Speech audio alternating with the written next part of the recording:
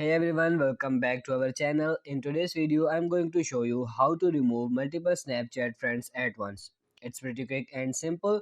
So first of all, just open up your Snapchat application, tap on your profile icon.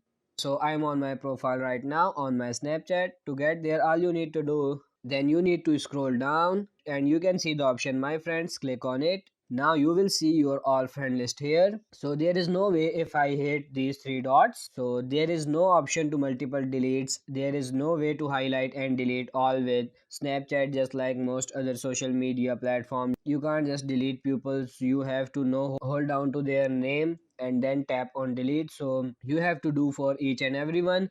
The only way to mass delete multiple people is to delete your Snapchat completely and then start over fresh. That's the only way right now to do it. There is no way around it. So that's a simple way to remove multiple Snapchat friends at once. I hope this was helpful. If it is, like this video and subscribe to the channel. Thank you.